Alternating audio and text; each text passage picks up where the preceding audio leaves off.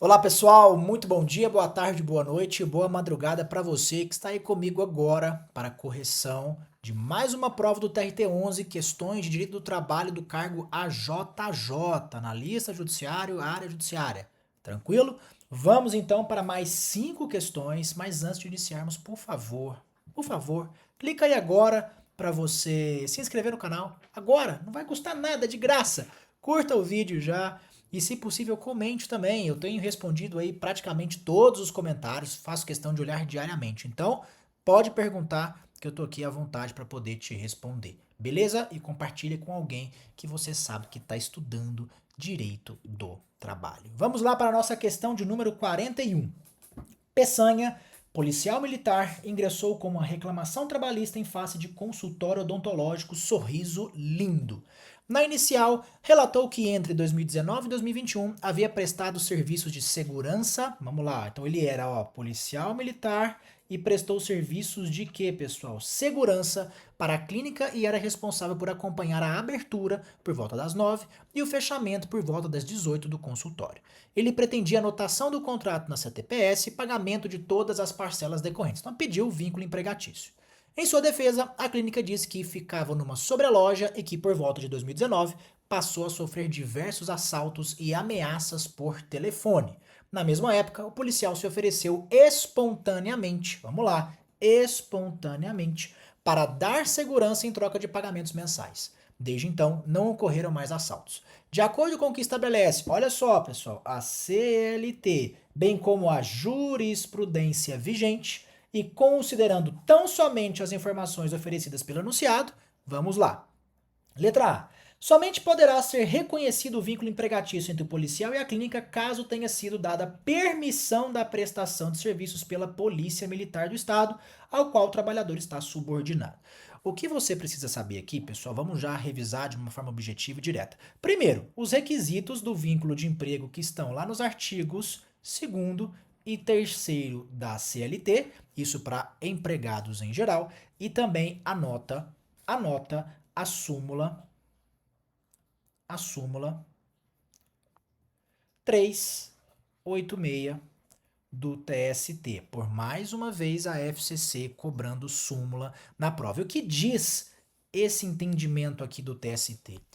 É possível sim reconhecer o vínculo empregatício entre um policial militar que está prestando serviços a uma empresa privada, por exemplo, de segurança patrimonial, segurança pessoal, independentemente de haver alguma previsão de sanção ou determinação em estatuto próprio, ou, digamos, legislação própria, tá?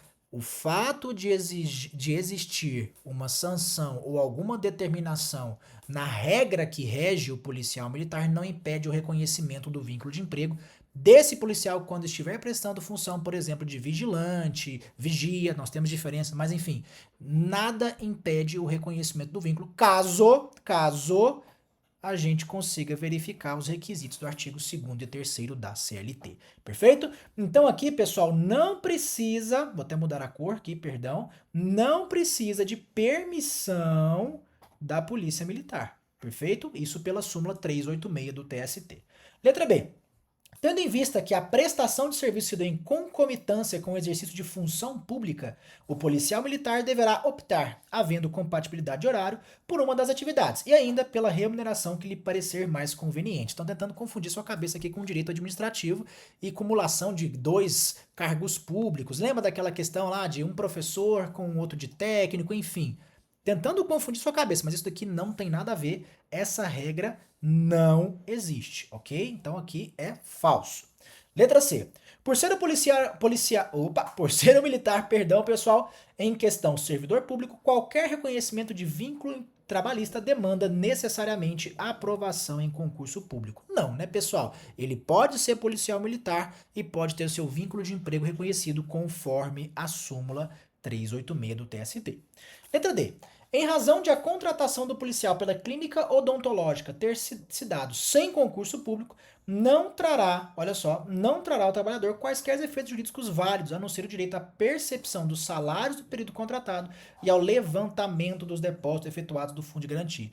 Eles aqui tentaram confundir a sua cabeça com aquela súmula, se eu não me engano é 383 do TST, algo assim, que fala da nulidade do contrato de trabalho ou contrato de emprego entre uma pessoa e a administração pública sem concurso público. Nesse caso, de fato, o cargo, né, perdão, o vínculo de emprego, ele não existe, mas pela ausência de concurso público, que é a regra para a administração pública, mas nós temos ali o pagamento das horas trabalhadas e também do FGTS, mas não é o caso aqui da questão, tá certo? Vamos para a letra E. Preenchidos os requisitos necessários, é legítimo o reconhecimento da relação de emprego entre policial militar e empresa privada, independentemente do eventual cabimento de penalidade disciplinar prevista no Estatuto do Policial Militar. É realmente o que nos diz a súmula 386 do TST. Se você estiver ouvindo alguns roncos aqui, alguns barulhos, meus cachorros estão aqui atrás, porque eu estou com o ar-condicionado ligado e eles são bem espertos, querem aproveitar aqui para ficarem livres do calor, mas infelizmente não é Kobe, nem Apollo, estão fazendo barulho. Então me desculpem por isso, mas vamos continuar aqui com a correção. Então gabarito letra E. 42. O escritório de contabilidade no Azul, buscando a redução de custos em infraestrutura, resolveu colocar 40%, olha só, 40% de seus funcionários em teletrabalho, com possibilidade de revogação. Gente, esse tema aqui é importantíssimo para a sua prova, tá? Caso a experiência não se mostrasse bem sucedida. Diante do que dispõe, olha só, a CLT, letra A. Vamos lá, pessoal. Mesmo na hipótese de um empregado optar pela realização do teletrabalho ou trabalho remoto fora da localidade prevista no contrato, o empregador sempre será responsável pelas despesas resultantes do retorno ao trabalho presencial, por caber a ele o risco do negócio. Esse caso aqui seria até interessante, né? Mas não é isso que acontece. Se o empregado optar por realizar o teletrabalho ou trabalho remoto fora daquela prestação, fora daquela previsão do contrato, pessoal, o empregador não é obrigado, veja só, não é obrigado a arcar com as despesas do teletrabalho, salvo, vejam só, tem uma exceção, salvo se houver previsão expressa ou negociação entre as partes. Então, em regra geral, o empregador não vai arcar com a despesa, mas se eles se acertarem, pode sim haver esse pagamento por parte do empregador. Mas repito, essa não é a regra, é a exceção. Então aqui está errado porque o empregador sempre será? Não, pessoal, só se for combinado entre as partes nessa situação em específico. B. O comparecimento de modo habitual às dependências do empregador para a realização de atividades específicas que exijam a presença do empregado do estabelecimento descaracteriza o regime de trabalho, de teletrabalho ou trabalho remoto. Não, pessoal, não descaracteriza. O que eu quero que você preste atenção é o seguinte: esse comparecimento pode ser de modo habitual ou não, e o empregado comparece às dependências do empregador para realizar atividades específicas. Específicas, não são atividades gerais, por exemplo, atividades comuns. Não, ele tem que ir à empresa e essa atividade deve demandar a sua presença física e ser uma atividade específica, de modo habitual ou não. Aí não haverá a descaracterização do regime de teletrabalho. Perfeito? Agora, se o empregador chama toda hora o empregado para comparecer à empresa, ele pode fazer isso de forma remota, de teletrabalho, não é uma atividade específica e nem mesmo exige a sua presença, o empregador continua chamando, aí nós teremos a descaracterização do regime de teletrabalho. Perfeito? Cuidado com esses requisitos, tá certo? Letra C. O empregado submetido ao regime de teletrabalho ou trabalho remoto poderá prestar serviços por jornada, por produção ou por tarefa. Por enquanto, esse é o nosso gabarito. E lembrando, quando houver, olha só, quando houver aqui, ó, o trabalho por produção ou por tarefa, nós temos lá a previsão do artigo 62, inciso 3. Olha o Kobe participando da aula. Kobe, por favor, me deixa dar aula da CLT, que retira esses empregados lá do capítulo duração do trabalho, ou seja, não tem hora extra, não tem controle de jornada, não tem adicional noturno, intervalos, enfim. Agora, se for por jornada, aí encaixa normalmente, nós seguimos as regras gerais da CLT, principalmente do capítulo duração do trabalho. Perfeito? Então, esse aqui é o nosso gabarito, mas vamos ver se tem algum erro, né? Letra D, pessoal. É vedada a adoção do regime de teletrabalho, trabalho remoto para estagiários e aprendizes. Não, pessoal, é permitida. Eu bato nessa tecla aqui todo santo dia no meu Instagram, @BrenoLenza. Por favor, vá lá e siga agora. Do que? Parece uma dica tão boba, né? Ah, pode adotar teletrabalho para aprendiz e estagiário. É tão simples e tem caído. Caiu aqui, caiu em outras provas de TRT, caiu no MPT. Então, pessoal, essa dica aqui ela é muito importante, tá? Você vai discutir se isso é constitucional ou não? Nessa prova não, por favor. Numa prova subjetiva você pode até discutir, mas aqui a banca não quer saber a sua opinião e nem a minha. Ela quer saber a regra da CLT, beleza? Letra E. Em razão de sua precariedade, não se faz necessário constar a prestação de serviço na modalidade de teletrabalho do instrumento de contrato individual de trabalho. Não, pessoal. Tem que constar expressamente do contrato de trabalho. Tem que constar expressamente do contrato de trabalho. Perfeito? Então, gabarito letra C, questão sem muitas dificuldades, não é mesmo? Vamos lá. Questão 43. De acordo com o que estabelece a CLT, a Convenção Coletiva de Trabalho e o Acordo Coletivo de Trabalho têm prevalência sobre a lei quando, entre outros, dispuserem sobre. Então, aqui é a regra específica da CLT. Aqui, meu amigo, minha amiga, você precisa saber o artigo 611-A e o artigo 611-B. Por que eu estou fazendo esse quadrinho aqui? Rapidinho. 611-A, indisponibilidade relativa. 611-B, indisponibilidade absoluta. Aqui, então, pode negociar. Pode negociar. Aqui, meu amigo, minha amiga, não pode negociar. Ou seja, o que você precisa saber? O que está lá no artigo 611-A, se houver a negociação coletiva, vai se sobrepor à legislação. Agora, o que estiver no 611-B, não vai, porque você não pode negociar para reduzir ou suprimir ali aquilo que estiver no 611-B. Você pode aumentar. Vou te dar um exemplo. Licença maternidade de 120 dias. Você pode ter em negociação coletiva 180, 200 dias. Menos de 120 você não pode. Beleza? Tranquilo? Então vamos lá. Isso aqui é decoreba, gente. É ler esses dois artigos constantemente. Teletrabalho? Pode? Pode. Modalidade de registro de jornada de trabalho? Pode? Pode. Salário família? Tá lá no 611-B. Não pode. Seguro contra acidentes de trabalho a cargo do empregador? Tá no 611-B.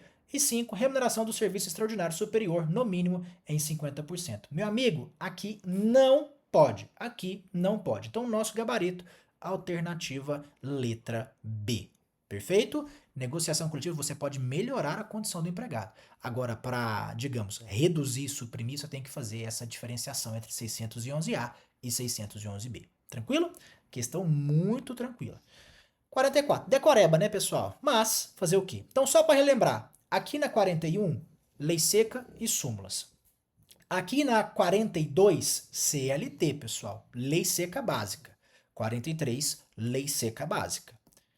44. De acordo com o que estabelece, olha só, por mais uma vez, a CLT. Vamos lá, pessoal. É considerada atividade insalubre aquela que implique risco acentuado em virtude de exposição permanente do trabalhador a inflamáveis e explosivos. Aqui, pessoal, não é insalubridade, tá? Aqui é o quê? Periculosidade. Periculosidade. As bancas Opa, pera aí, pessoal. Vamos lá que eu escrevi errado. Periculosidade. As bancas amam periculosidade e insalubridade, tá certo? Você precisa estudar bastante esse tema. Alternativa B. O adicional de insalubridade tem percentual fixo, 30% do salário básico do empregado. Não, pessoal, por mais uma vez, periculosidade.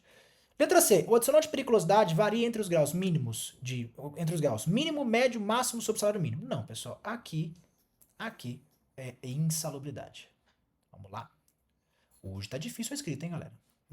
Insalubridade.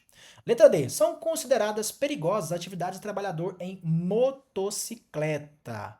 Perfeito, pessoal. Nosso gabarito aqui, letra D. Trabalho em motocicleta gera o direito ao recebimento do adicional de periculosidade. Tem discussão de portaria, mas enfim, isso aqui não vai entrar na nossa discussão agora, tá? Mas na CLT, porque vejam, pediu ó, de acordo com a CLT, tá? Lá a previsão de periculosidade para quem trabalha com motocicleta, beleza? Uma informação importante da jurisprudência. Esse trabalho tem que ser em ruas públicas, rodovias. Se for, por exemplo, interno dentro da empresa, para uma empresa muito grande, não tem pela jurisprudência o pagamento desse adicional. Perfeito? Tranquilo? Letra E. O adicional de periculosidade varia entre graus mínimos, aqui de mínimos, né? Enfim, a gente já viu que isso aqui é insalubridade, tá? Insalubridade. Perfeito? Vamos fazer uma tabelinha rápida aqui, ó. Periculosidade. Insalubridade. Insalubridade. Lembre-se, periculosidade é risco à vida ou integridade física. Perfeito? A insalubridade é risco, vou colocar a saúde. Lembre-se, insalubridade, saúde. Perfeito? Aqui, quantos por cento? Periculosidade, sempre 30%. Insalubridade, 10%. Multiplica por 2, 20%. Multiplica por 2, 40%. Então vai sempre de 10 a 40. Você pega 10, multiplica por 2, 20%, multiplica por 2, 40%, o que sobrou 30, então vai para periculosidade. Certinho? Tranquilo? Cuidado com uma coisa aqui, ó. Como é que eu vou saber, professor, que a insalubridade, a base de cálculo, né? Vamos colocar aqui, base de cálculo, aqui é o salário, regra geral. Salário base. Aqui, salário mínimo. Nós temos a exceção dentro de periculosidade para os eletricitários, porque para certo período ali de vigência de uma lei, se ele foi contratado dentro da vigência dessa lei, o que acontece? Vai utilizar o salário todo, mas eu não acredito que a banca vai te cobrar isso tão aprofundado. Então você vai para a regra, que é o salário base, sem acréscimo. A insalubridade, salário mínimo. Como é que eu vou decorar isso, professor? O nosso salário mínimo no nosso país, infelizmente, é uma vergonha.